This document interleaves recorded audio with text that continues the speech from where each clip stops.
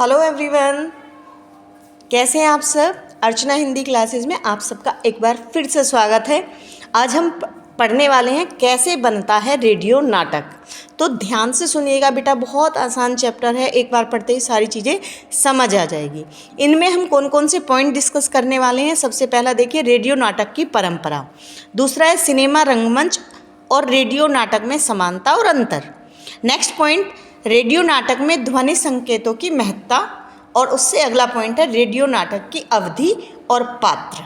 ठीक है, एक एक करके मैं सारी चीज़ें आपको क्लियर करती जाऊंगी, तो आप ध्यान से देखते रहिए। देखो बेटा, पहले बात करते हैं रेडियो नाटक की परंपरा की। देखिए, एक टाइम ऐसा था जब ना तो टेलीविज़न था, ना इंटरनेट था, ना सिनेमा हॉल थे, ना थिएटर थे, और आपका पसंदीदा मोबाइल तो था ही नहीं। तब एक ही ज़रिया था जब लोग घर बैठे मनोरंजन किया करते थे, वो था रेडियो। रेडियो पे ज्ञानवर्धक कार्यक्रम आते थे, खेलों का आंखों देखा हाल प्रसारित होता था, और जब से एफएम चैनल आए तब से संगीत की तो जैसे भरमार हो गई है, बाढ़ सी आ गई है। ठीक है, इसी पर ही धारावाहिक, और धारावाहिक कहते हैं जब नाटक को कई पार्ट में डिवाइड करके प्रस्तुत किया जाता है। एक भाग पहले प्रस्तुत हो गया, एक अगले दिन हो गया, एक उससे अगले दिन हो गया, तब वो धारावाहिक बनता है। और नाटक होता है जो एक बार में ही ख़त्म हो जाए। तो नाटक जो है रेडियो पर सुने जाते थे, तब यही मनोरंजन का साधन था। इट मीन्स रेडियो की परंपरा बहुत प्राचीन है। ठीक है, जब प्रिंट मीडिया आया उसके जस्ट बाद ही रेडियो आया था, और टेलीविज़न उसके काफ़ी बाद आया। ओके, अब नेक्स्ट पॉइंट डिस्कस करते हैं बेटा। ये प्रश्न अनिवार्य है बेटा, याद कर लेना। ठीक है, रेडियो नाटक को बनाते समय ध्यान रखने योग्य बातें। पहला है नाटक की कहानी घटना प्रधान ना हो। देखिए, घटना घट रही है, लाइक चोर का पीछा पुलिस कर रही है, तो पैरों की आवाज़, गोलियों की आवाज़, इस तरह की व्यवस्थाएं करना थोड़ा सा नाटक में मुश्किल हो जाता है। तो घटना जो है वो घटती हुई हमें नहीं सुनवानी है, उसके लिए नाटक बनाना थोड़ा मुश्किल होता है। Like cricket match, football match, किसी भी खेल होते हुए दिखाना है, दिखा तो नहीं सकते रेडियो पर, लेकिन उसके लिए नाटक बनाना है तो वो थोड़ा सा मुश्किल हो जाएगा। नेक्स्ट पॉइंट देखिए बेटा, रेडियो नाटक की अवधि 15 से 30 मिनट हो। देखिए, मनुष्य का ये मनोवैज्ञानिक तथ्य है कि वो ज़्यादा देर एक चीज़ को लगातार सुन नहीं सकता।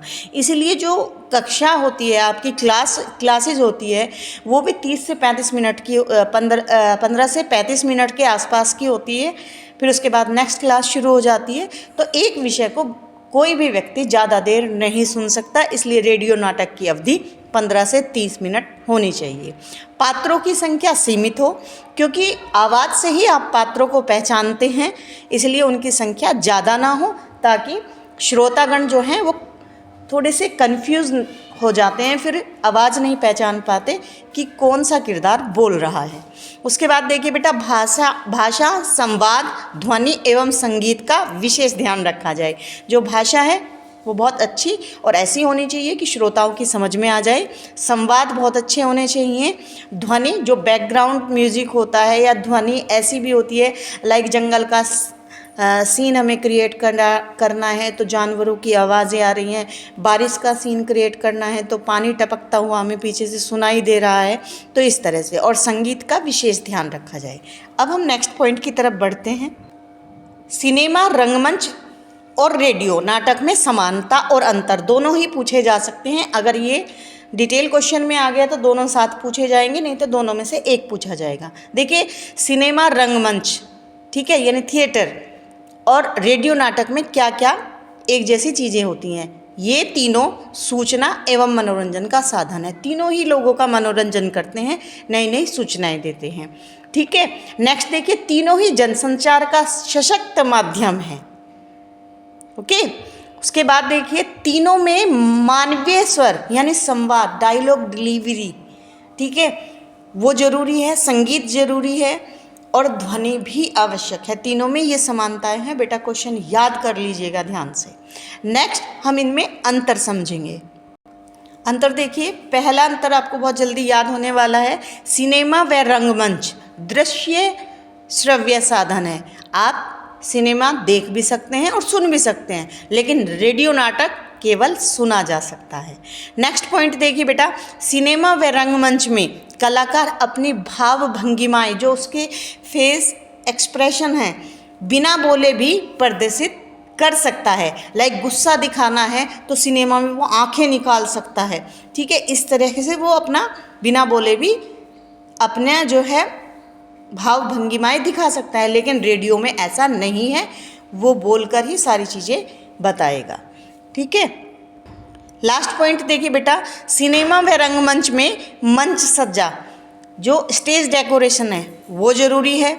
वस्त्र सज्जा, जो कलाकार हैं जो उनका आभूषण पहनेंगे, जो वो कपड़े पहनेंगे, उसकी आवश्यकता है, परंतु रेडियो नाटक में इसकी कोई आवश्यकता नहीं होती है। आप सिंपल से कपड़े पहनने हैं, आपको बैठ जाना है जो आप पहनते हैं और उसमें डायलॉग डिलीवरी करनी है, उसमें अपने संवाद बोलने हैं, बस, ठीक है। नेक्स्ट पॉइंट अब मैं आपको बता रही हूँ, ध्वनि संकेत, जिसके बारे में मैंने अभी अभी बताया है। लाइक बारिश का अगर हमें सीन बताना है रेडियो पे तो पानी की टप टप की आवाज़ें आएंगी, थोड़ी सी मेंढक की आवाज़ें आएंगी, तो इस तरीके से, है ना। तो इन ध्वनियों का क्या महत्व है? देखिए, ध्वनि संकेतों का प्रयोग नाटक में सजीवता लाने के लिए होता है। ऐसा उसमें क्या होता है बेटा, जो वास्तविकता है, ऐसा लगता है कि वास्तविकता जो मतलब हमारे कानों को चाहिए, हमें ऐसा नहीं लगेगा कि फर्जी नाटक है, ठीक है। तो वो क्रिएटिविटी जो आती है वो कहीं से आती है? ध्वनि संकेतों से आती है। जो वक्ता है यानी जो बोलने वाला है, जो रेडियो नाटक पर बोल रहा है। नेक्स्ट पॉइंट की तरफ देखेंगे, वक्ता ध्वनि संकेतों के माध्यम से अपने भाव उचित प्रकार से प्रकट कर सकता है। लाइक अगर रेडियो नाटक में बोलने वाला जो कलाकार है, जो पात्र है, अगर वो दुखी है और पीछे सैड म्यूजिक बज रहा है, दुख वाला म्यूजिक बज रहा है, तो उससे उसको अपनी बात कहने में आसानी होती है, ठीक है। अगर वो खुश है तो खुशी वाला बैकग्राउंड म्यूजिक बजेगा, तो उससे वो अच्छे से अपनी बात कह पाएगा। जैसे ध्वनि संगीत से खुशी और दुख, मैंने अभी लिखा हुआ है, माहौल का पता लगता है। यानी ध्वनि जो है, ध्वनि संकेत जो हैं, वो रेडियो नाटक का माहौल बनाते हैं। ओके, अब लास्ट पॉइंट देखेंगे बेटा। ये क्वेश्चन आपसे 2 नंबर के क्वेश्चन में पूछा जा सकता है, रेडियो नाटक की अवधि कम क्यों रखी जाती है?